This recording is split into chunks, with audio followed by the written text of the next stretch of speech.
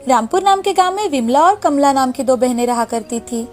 बड़ी बहन विमला बहुत ही मेहनती और ईमानदार थी। वही छोटी बहन कमला बड़ी ही आलसी और निकम्मी थी। वो बस दिन भर खाती और सोती थी। बड़ी बहन विमला अपने पति किशन के साथ खेतों में बहुत ही मेहनत करती थी। वो खेतों में सब्जी उगाकर शहर में बेचने जाती थी और अच्छे पैसे कमाती थी। वही छोटी बहन कमला गांव में दूसरों के घर जाकर इधर उधर की बातें करती थी और सारा काम अपने पति से ही करवा लेती थी। खुद बहुत ही कम मेहनत करती थी और मामूली पैसे कमाती थी। उसके इस बर्ताव से उसका पति रमेश भी हमेशा परेशान रहता था। और तो और कमला विमला की संपत्ति से ईर्ष्या भी बहुत करती थी। ऐसे ही दिन बीत रहे थे। एक दिन उनके गांव में एक महान योगी आए। योगी महाराज के आने की खबर सुनते ही कमला और विमला दोनों भी महाराज के दर्शन के लिए मंदिर में गई। दोनों ने खूब मन लगाकर योगी महाराज की सेवा की। उनकी सेवा से प्रसन्न होकर महाराज ने उनसे कहा, बेटी, तुम्हें क्या चाहिए? महाराज, मेरे परिवार में हमेशा सुख शांति बनी रहे, बस इतना ही आशीर्वाद चाहिए आपसे। महाराज, मुझे आशीर्वाद में 3 वरदान चाहिए। कमला ने सोचा, महाराज से वरदान पाकर वो विमला से अधिक धनवान बन जाएगी। लेकिन योगी महाराज ने कमला की ईर्ष्या को पहचान लिया था। उन्होंने कमला से कहा, मैं तुम्हें वरदान तो दूंगा, लेकिन याद रहे, तुम जो भी वरदान मांगोगी उससे 2 गुना तुम्हारी देवरानी को मिलेगा। कमला ने योगी महाराज को मनाने की बहुत कोशिश की कि वरदान में जो कुछ भी मिले उसमें सिर्फ उसी का लाभ हो, विमला को कुछ भी ना मिले। लेकिन योगी महाराज के सामने उसकी एक न चल पाई। आखिर कमला को महाराज की बात माननी ही पड़ी। कमला ने घर जाकर सारी बात रमेश को बताई। दूसरे दिन सुबह कमला और रमेश अपना पहला वरदान मांगने मंदिर गए। कमला भगवान की मूर्ति के सामने खड़े होकर, हे भगवान, मुझे सोने से भरा एक घड़ा चाहिए। तभी कमला के सामने सोने से भरा घड़ा प्रकट होता है। कमला और रमेश सोने से भरा घड़ा देखकर बहुत खुश हो जाते हैं और उसे लेकर घर आते हैं। लेकिन दूसरी ओर विमला को सोने से भरे 2 घड़े मिलते हैं। उन्हें देखकर विमला भगवान से, हे भगवान, मुझे तो आपका सिर्फ आशीर्वाद चाहिए। इधर कमला को जैसे ही पता चलता है कि विमला को सोने के 2 घड़े मिले हैं, तो कमला विमला पर ईर्ष्या से तिलमिला जाती है और गुस्से में, अब तू बस देखती जा, मैं तुझे कैसा सबक सिखाती हूँ। मैं तुझे ऐसा सबक सिखाऊंगी कि जिंदगी भर याद रखेगी। दूसरे ही दिन कमला अपना दूसरा वरदान मांगने मंदिर जाती है और भगवान से एक आंख से अंधे होने का वरदान मांगती है।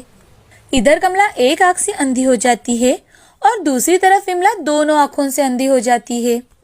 लेकिन कमला को अपने एक आंख की रोशनी जाने से ज्यादा विमला पूरी तरह से अंधी हो गई है, इस बात से बहुत खुशी थी। इधर विमला रो रो कर भगवान को याद करती है, हे भगवान, ये मेरे साथ क्या हो गया? मैंने किसी का क्या बुरा किया है जो मुझे ये सजा मिली? अचानक मैं देख क्यों नहीं पा रही हूँ? अब ऐसे ही कुछ दिन बीत गए। एक दिन खेत में काम करते करते कमला एक तेज धार की टहनी से टकरा जाती है और उसकी दूसरी आंख फूट जाती है। कमला तकलीफ से कहरने लगती है, हे भगवान, अब मेरा कैसे होगा? मुझे तो कुछ भी दिखाई नहीं दे रहा, अब मैं क्या करूं? तभी कमला को अपने तीसरे वरदान की याद आती है और वो तुरंत ही अपने पति की सहायता लेकर मंदिर में जाती है और अपना तीसरा वरदान मांगती है, भगवान, मुझे मेरी दोनों आंखें वापस दे दो। कमला, मैं तुम्हें दोनों आंखें नहीं दे सकता, क्योंकि योगी महाराज के वरदान के अनुसार मुझे 2 गुना विमला को देना होगा और मैं विमला को 4 आंखें नहीं दे सकता। भगवान की बात सुनकर कमला बहुत दुखी होती है और जोर जोर से रोने लगती है। तभी भगवान कमला से कहते हैं, अगर तुम चाहो तो मैं तुम्हें एक आंख वापस दे सकता हूँ, लेकिन विमला को उसकी दोनों आंखें वापस मिल जाएगी। तभी कमला सोचने लगती है कि जिंदगी भर अंधा रहने से अच्छा है कि कम से कम एक आंख से तो देख पाऊंगी। भगवान, आप मुझे एक आंख दे दो। तथास्तु। कमला को एक आंख मिल गई और दूसरी तरफ विमला को अपनी दोनों आंखें वापस मिल गई। हे भगवान, मैं आपका एहसान जिंदगी भर नहीं भुला पाऊंगी। आपका बहुत बहुत धन्यवाद भगवान, बहुत बहुत धन्यवाद।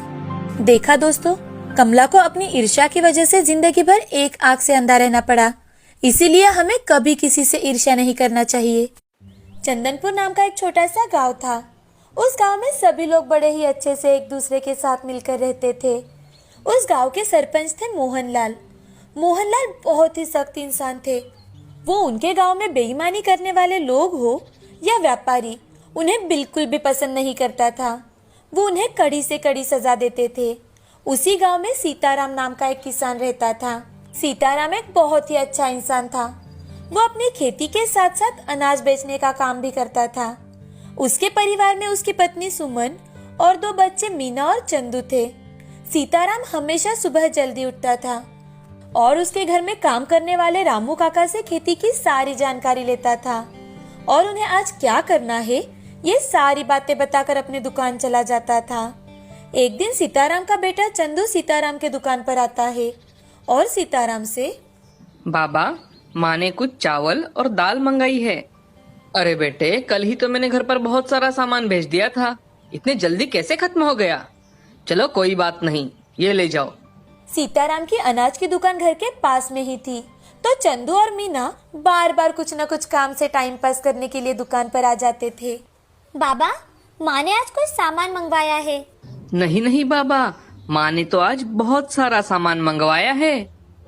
अरे लगता है तुम्हारी माँ तो पूरी दुकान ऐसे ही खाली करके छोड़ेगी। कल चावल, आज कुछ और। सारा सामान घर पर ही इस्तेमाल कर लोगे तो मैं ग्राहकों को क्या बेचूंगा? ये लो सामान और अब जल्दी घर जाओ। और बाबा, मम्मी ने कहा है कि शाम को आते वक्त 1 किलो मिठाई लेकर आना, और नहीं लाए तो समझ लेना कि आज आपको खाना ही नहीं मिलेगा। हाँ हाँ, जाओ निकलो यहाँ से, बिल्कुल अपनी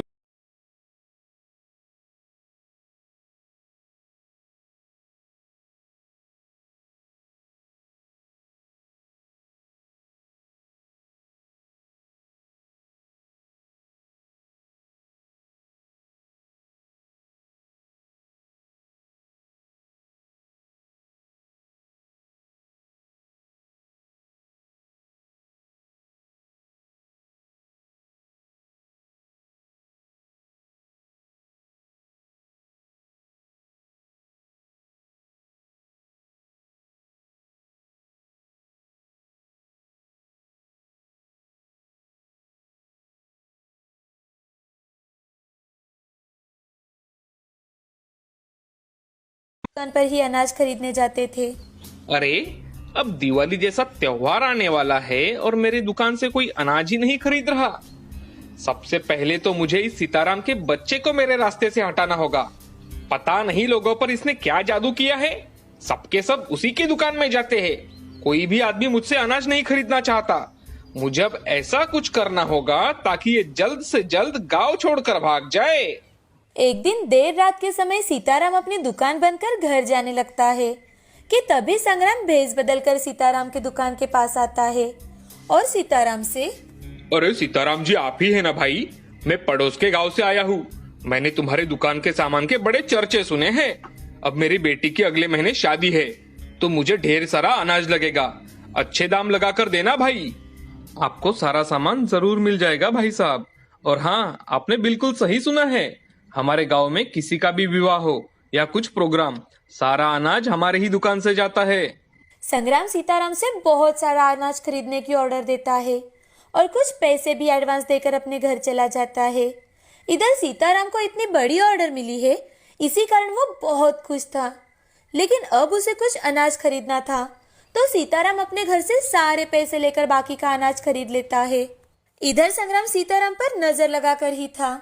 जैसे ही सीताराम सारा अनाज अपने दुकान में लेकर रख देता है, संग्राम उसी रात सीताराम की दुकान को आग लगा देता है। दुकान को आग लगी देखकर कुछ लोग सीताराम के घर भागते हुए जाते हैं और एक आदमी सीताराम का दरवाजा खटखटाते हुए, अरे सीताराम भाई, जल्दी बाहर आओ, जल्दी बाहर आओ भाई, आपके दुकान को आग लग गई है। उस आदमी की बात सुनकर तुरंत ही सीताराम दौड़ते हुए बाहर आता है और उस आदमी के साथ दुकान की ओर जाता है। वहां जाकर देखता है तो पूरी दुकान जलकर राख हो चुकी थी। सामने अपनी दुकान को जलता देखकर सीताराम चक्कर आकर नीचे गिर जाता है। वहां के लोग सीताराम को तुरंत ही शहर के अस्पताल में लेकर जाते हैं। डॉक्टर सीताराम को देखकर उनके साथ आए लोगों को बताते हैं, अरे इन्हें तो दिल का दौरा पड़ा है, हमें इनका तुरंत ऑपरेशन करना होगा, नहीं तो इनकी जान को खतरा है। आप इनके घर वालों को जल्द ही बता दीजिए। तभी वहाँ सीताराम की पत्नी सुमन अस्पताल में आती है। सीताराम के साथ वाले लोग डॉक्टर ने बताई सारी बात सुमन को बताते हैं। सुमन डॉक्टर के पास जाकर, डॉक्टर साहब आप तुरंत ही इनका ऑपरेशन कर दीजिए, मैं पैसों का बंदोबस्त कर दूंगी। डॉक्टर साहब बस आप इनकी जान बचा लीजिए। डॉक्टर सुमन की बात सुनकर सीताराम का ऑपरेशन करने के लिए चले जाते हैं। सुमन अब सीताराम के साथ आए लोगों के साथ थिएटर के बाहर भगवान का नाम लेते हुए बैठ जाती है। 4-5 घंटे बाद डॉक्टर ऑपरेशन थिएटर से बाहर आते हैं और वो सुमन से, देखिए, घबराने की कोई बात नहीं है। ऑपरेशन अच्छे से हो गया है, लेकिन आपको कम से कम उन्हें 30 दिन तक यहाँ रखना होगा और इसमें आपका बहुत खर्चा होगा। जी डॉक्टर साहब, आप पैसों की चिंता मत कीजिए, मैं आपके अस्पताल के सारे पैसे चुका दूंगी। अच्छा ठीक है। अब आप अभी के लिए ऑपरेशन का जो बिल हुआ है वो कल तक भर दीजिए और बाकी का डिस्चार्ज के वक्त आप भर सकती है। ऐसा कहकर डॉक्टर वहाँ से चले जाते हैं। अब सुमन के पास अपनी खेती बेचने के अलावा कोई चारा नहीं था। सुमन अपने गांव जाकर अपनी खेती बेच देती है और ऑपरेशन का बिल भर देती है। जैसे तैसे 1 महीना बीत जाता है। अब सीताराम की तबीयत में बहुत सुधार आ गया था, लेकिन अस्पताल के खर्चे उठाने के लिए इधर सुमन को अपना घर भी संग्राम के पास गिरवी रखना पड़ा। सीताराम अब घर आकर अपने बच्चों को गले लगाकर रोने लगता है। तभी सुमन सीताराम को समझाते हुए, अजी आप बिल्कुल निराश मत होइए, आपने आज तक किसी का बुरा नहीं किया तो हमारा भी कैसे बुरा होगा। आप देखना, ये बुरा वक्त भी जरूर निकल जाएगा, शायद भगवान हमें और कुछ अच्छा देने वाला होगा। आप चिंता मत कीजिए, हम दोनों मिलकर बहुत मेहनत करेंगे और फिर से सब वापस लेंगे। जान बची तो लाखों पाए। सुमन की बातें सुनकर सीताराम को थोड़ी हिम्मत आ जाती है। अब कुछ ही दिनों में सीताराम और सुमन दोनों मेहनत मजदूरी करना शुरू कर देते हैं। सीताराम तो अब रात दिन जो काम मिले वो करने लगा था। साथ ही साथ उसने छोटे मोटे व्यवसाय भी करना शुरू कर दिया था। और इधर संग्राम को यह बात बिल्कुल भी हजम नहीं हो रही थी कि सीताराम अब कमाई कर उसके सारे पैसे लौटा देगा और अपना घर उसे वापस ले लेगा। अगले ही दिन संग्राम सीताराम के घर जाता है और सुमन से, देखिए बहन जी, मैंने आपको जो पैसे दिए थे वो मुझे ब्याज के साथ कल ही चाहिए, नहीं तो मैं आपके घर पर कब्जा कर दूंगा। मुझे पैसों की अब बहुत सख्त जरूरत आ पड़ी है, मुझे मेरे पैसे लौटा दो, नहीं तो मैं आपके घर को नीलाम कर दूंगा। अरे भाई साहब, लेकिन घर गिरवी रखते वक्त मैंने तो आपसे 1 साल की मोहलत मांगी थी और अभी तो सिर्फ 4 महीने बीत चुके हैं। अरे वाह वाह वाह, चोर तो चोर, ऊपर से सिरजोर, भलाई का तो कोई जमाना ही नहीं रहा। एक तो मैंने तुम्हारी मदद की, ऊपर से तुम मुझे ही सिखा रही हो। वो कुछ नहीं, मुझे कल के कल मेरे पैसे वापस चाहिए, नहीं तो आपको घर खाली करना पड़ेगा, समझी? और मैं कल ही सरपंच जी को लेकर यहाँ आ जाऊंगा। इधर सुमन और सीताराम के पास अपना घर बचाने इतने पैसे नहीं थे। अब घर छोड़ने के अलावा दोनों के पास कोई रास्ता नहीं था। अगले ही दिन संग्राम सरपंच जी को लेकर सीताराम के घर आता है।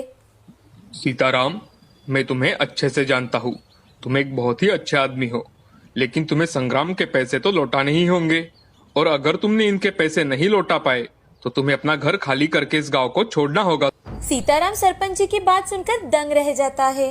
उसे कुछ भी समझ में नहीं आ रहा था, लेकिन उस गांव में अगर सरपंच जी एक बार अपना निर्णय सुना दे तो कोई कुछ नहीं कर पाता था। तो सीताराम अपने घर से कुछ सामान साथ लेता है और अपने परिवार को लेकर गांव छोड़ देता है। बाबा, अब हम कहाँ जाएंगे?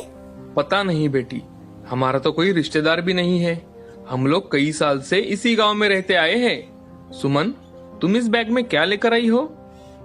जी वो घर में थोड़े चावल बचा कर रखे थे, वही लेकर आई हूँ। कहीं रास्ते में रुककर आग जला लेंगे और चावल पका लेंगे, कम से कम बच्चे भूखे तो नहीं रहेंगे। सीताराम का परिवार पूरे दिन तक चलता रहा। जब अंधेरा होने लगा तो वो लोग एक पेड़ के नीचे रुक गए। तभी सीताराम अपने बच्चों से, देखो बच्चों, मुसीबत के समय भी हमें हमेशा हंसी खुशी से रहना चाहिए। कठिनाइयां भी जीवन का एक हिस्सा है। जब तक हमें कहीं आसरा नहीं मिल जाता तब तक हम इस सफर को एक छोटी सी ट्रिप समझकर निकाल लेंगे। वो एक रात सीताराम का परिवार जंगल में ही बिताते हैं। अगले दिन वो एक गांव के पास पहुंच जाते हैं और शाम तक वो सभी मिलकर अपने लिए एक छोटी सी झोपड़ी तैयार कर लेते हैं। सीताराम की पत्नी झोपड़ी के बाहर आग जलाकर चावल पकाने लगती है और सीताराम वो बच्चों को सोने के लिए पेड़ के पत्ते निकालकर एक जगह बिछाने लगता है। तभी एक बूढ़ी औरत उनके पास आती है और उनसे, बेटा, मैं और मेरे पति 5 दिन से भूखे हैं। क्या ये चावल तुम मुझे दोगे? मेरे पति मर जाएंगे अगर उन्हें आज खाना नहीं मिला तो। माँ जी, हमारे पास देने के लिए कुछ भी नहीं है। सुमन, मुझे लगता है ये बूढ़ी माँ बहुत भूखी है। हमें अपने चावल इन्हें दे देने चाहिए। लेकिन अगर हम ये चावल भी इन्हें दे देंगे तो हम और बच्चे क्या खाएंगे? अरे भाग्यवान, आज की रात हम पानी पीकर ही निकाल लेंगे। मैं कल सुबह गांव जाकर कुछ ना कुछ काम ढूंढ लूंगा और खाने के लिए ले आऊंगा। ईश्वर पर भरोसा रखो। हमसे ज्यादा बूढ़ी माँ को इस चावल की जरूरत है और जरूरतमंद की मदद करना ये हमारा फर्ज है। सीताराम बूढ़ी माँ को सारे चावल दे देता है। उस रात सीताराम का पूरा परिवार भूखा ही सो जाता है। सुबह उठते ही चंदू और मीना जोर जोर से रोने लगते हैं। माँ, हमें बहुत भूख लगी है माँ, कुछ खाने को दे दो ना माँ। सीताराम बच्चों की बात सुनकर तुरंत ही गांव की ओर काम ढूंढने के लिए निकल जाता है। तभी रास्ते में उसे वही बूढ़ी माँ मिल जाती है जिसे कल रात सीताराम ने चावल दिए थे। बेटा, तुम वही आदमी हो ना जिसने हमारी कल रात मदद की थी?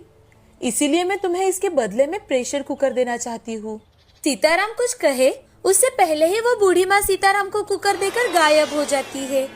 अरे, ये बूढ़ी माँ कुकर देकर कहाँ गायब हो गई? अब मैं इस खाली कुकर का क्या करूँगा? देना था तो कुछ खाने का सामान ही देकर जाती, और वो अचानक गायब कैसे हो गई?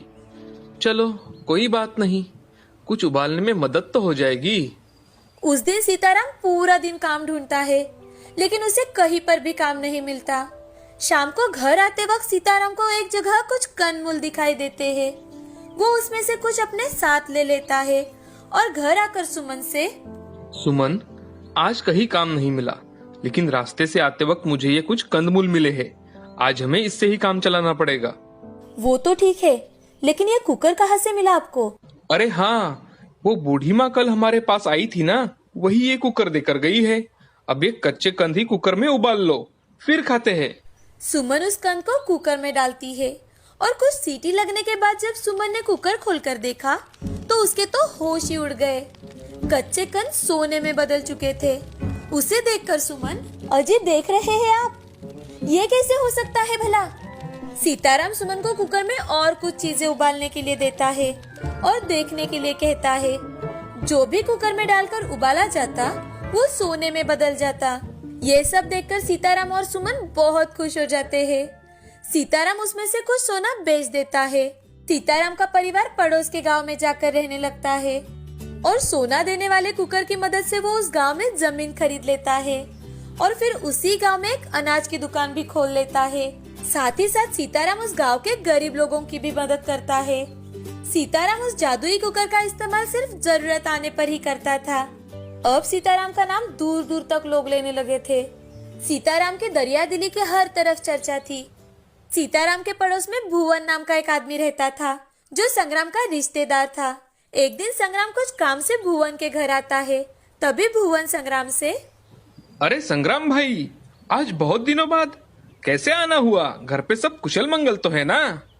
हाँ हाँ भुवन भाई, सब कुछ कुशल मंगल है। व्यापार के सिलसिले से यहाँ गुजर रहा था तो सोचा आपसे मिलता चलूं। अरे बहुत अच्छा किया, आओ कुछ देर आराम करो। तभी संग्राम की नजर भुवन के पड़ोस में एक बड़े से घर पर पड़ती है और संग्राम भुवन से, अरे भुवन भाई, आपके पड़ोस में कोई बड़े व्यापारी रहने आए हैं क्या? बहुत ही आलीशान घर बनाया है। अरे हाँ संग्राम भाई, वो व्यापारी तो है ही, साथ में बहुत ही नेक इंसान भी है। सबकी मदद कर देते हैं हमारे सीताराम भाई। हमें भी कई बार उन्होंने सहायता की है। बड़े अच्छे दिल के इंसान हैं। हमें तो अपने आप को खुशनसीब समझते हैं कि सीताराम भाई जैसे पड़ोसी हमें मिले हैं। संग्राम सीताराम का नाम सुनकर चौंक जाता है और भुवन से, क्या वो पहले से ही तुम्हारे गांव में रहते हैं? अरे नहीं, बस यही कुछ 2 साल हुए हैं उन्हें यहाँ आकर। क्यों, क्या बात है संग्राम भाई? अरे नहीं नहीं, मैंने तो ऐसे ही पूछ लिया। थोड़ी ही देर में सीताराम अपने घर आता है। सीताराम को देखकर संग्राम आग बबूला हो जाता है और मन में सोचने लगता है, अरे ये सीताराम ने 2 साल में इतने सारे पैसे कैसे कमाए होंगे? मैंने तो उसे गांव से भिखारी बनाकर छोड़ दिया था, फिर ये अचानक इतना अमीर कैसे बन गया? जरूर दाल में कुछ काला है। मुझे असलियत का पता लगाना ही होगा। शाम को खाना खाने के बाद संग्राम और भुवन बाहर ही खटिया डालकर सो जाते हैं। जैसे ही भुवन सो जाता है, संग्राम सीताराम के घर में चोरी छुपे चला जाता है और खिड़की से झांक कर देखने लगता है। सीताराम और उसकी पत्नी दोनों बातें कर रहे होते हैं। वो उनकी सारी बातें चोरी छुपे सुनने लगता है। अरे भाग्यवान, हमें अपने जादुई कुकर से आज कुछ सोना बनाना पड़ेगा, क्योंकि मुझे 2-3 दिन बाद अनाथ बच्चों के स्कूल के लिए पैसे देने हैं। अब हमारे पास ये जादुई कुकर है, तो हमें हो सके उतनी सबकी मदद करनी चाहिए, ताकि बेघर लोगों के भी चेहरे पर मुस्कान आए। जी हाँ, आप बिल्कुल सही कह रहे हो। अगर उस बूढ़ी माँ ने हमें जादुई कुकर नहीं दिया होता, तो पता नहीं हमारा क्या होता। आज इस जादुई कुकर की वजह से ही तो हम अमीर बन पाए हैं, साथ ही गरीब लोगों की मदद भी कर पाए। रुक जाइए, मैं अभी कुकर लेकर आती हूँ। इधर जादुई कुकर की बातें सुनते ही संग्राम की आंखें बड़ी हो जाती है। संग्राम चुपके से खिड़की से देखने लगता है कि कैसे सीताराम और उसकी पत्नी जादुई कुकर की मदद से सोना बना रहे हैं। उनका सारा काम होने के बाद सीताराम जादुई कुकर से बनाया हुआ सोना एक जगह रख देता है और जादुई कुकर वहीं पर रखकर सोने चला जाता है। थोड़ी देर रुककर संग्राम चुपके से सीताराम के घर में आता है और जादुई कुकर उठाकर वहां से चला जाता है। अगली सुबह जल्दी ही संग्राम भुवन से जाने की बात करता है और अपने घर की ओर निकल पड़ता है। इधर सीताराम और सुमन जब सुबह उठते हैं तो उन्हें अपना जादुई कुकर कहीं नहीं दिखाई देता। सुमन बहुत रोने लगती है। तभी सीताराम सुमन से, अरे भाग्यवान, शायद जादुई कुकर हमारे पास इतने ही वक्त के लिए था। अब उसने हमें बहुत कुछ दिया है। अब हम अपने व्यापार से कमाई करके भी लोगों की मदद कर सकते हैं। और हाँ, एक बात तो बताना मैं तुम्हें भूल ही गया। हमारे गांव में जो अपना घर और जमीन थी, वो मैंने सरपंच जी से बात करके संग्राम को उसके पूरे पैसे देकर फिर से खरीद ली है। अब अगले दिन ही हम हमारे गांव में फिर से वापस जाएंगे। अरे ये सच में बहुत खुशी की बात है। उस जादुई कुकर ने सच में हमें हमारी सारी चीजें लौटा दी है और पहले से कई ज्यादा धनवान भी बना दिया है। हम कल ही हमारे गांव जाएंगे। कल क्यों, हमें तो अभी जाना चाहिए। जी, मुझे हमारे घर को देखना है। चलो ना, अभी चलो, बच्चे भी बहुत खुश हो जाएंगे। अच्छा, ठीक है बाबा, तुम कुछ सामान बांधो, मैं जाने का प्रबंध करता हूँ। इधर संग्राम भी बहुत खुश था। वो अपने घर खुशी खुशी लौट आता है और जादुई कुकर में कुछ चावल डालकर उन्हें उबालने रखता है और सीटी होने की राह देखता है। वो जादुई कुकर से सोना निकालने के लिए बहुत ही ज्यादा उत्साहित था। उसके मन में बहुत लालच आ गया था। अरे कब होगी इसकी सीटी? हो जा, जल्दी से हो जा। अब मैं बहुत बड़ा आदमी बनने वाला हूँ, सबसे बड़ा अमीर आदमी। थोड़ी ही देर में सरपंच जी संग्राम के घर के बाहर आते हैं और संग्राम को आवाज लगाते हैं। उनकी आवाज सुनकर संग्राम घर के बाहर आता है और सरपंच जी से, अरे क्या हुआ सरपंच जी, क्यों इतनी जोर जोर से आवाज लगा रहे हो? अरे संग्राम, सीताराम की घर की जो चाबियां है वही लेने आया हूँ। सीताराम अब फिर से यही रहने वाला है। उसने तो तुम्हें तुम्हारे पूरे पैसे देकर फिर से घर खरीद लिया है ना। चलो वो चाबियां मुझे दे दो। अच्छा, ठीक है, अभी ला कर देता हूँ। बुढ़ाऊ, तुझे क्या पता, अब उसके पास जादुई कुकर नहीं रहा। अब तो उसे गांव में आना ही था। संग्राम घर के अंदर जाता है और चाबियां लेकर घर के बाहर सरपंच जी के पास जाता है। तभी कुकर का बहुत बड़ा विस्फोट हो जाता है और संग्राम का पूरा घर नष्ट हो जाता है। ये सब देखकर संग्राम रोने लगता है। अरे रे, ये क्या हो गया मेरे साथ? मेरा तो सब कुछ तहस नहस हो गया। मैंने जैसे ही सीताराम के साथ किया था, आज भगवान ने मेरे साथ वैसे ही कर दिया। अब तो मेरे पास कुछ भी नहीं बचा, मैं तो बर्बाद हो गया। मेरा लालच ही मुझे ले डूबा है। सरपंच जी उसकी सारी बातें सुन लेते हैं। उसने ही सीताराम की अनाज की दुकान को आग लगाई थी और उसके साथ सौदा भी उसी ने किया था। ये सारी बातें सुनकर सरपंच जी और गांव के लोगों ने संग्राम को गांव से बेदखल कर दिया और सीताराम को बड़े सम्मान के साथ गांव में स्वागत किया। इस कहानी से हमें जो एक कहावत है वो सच होती दिखाई दे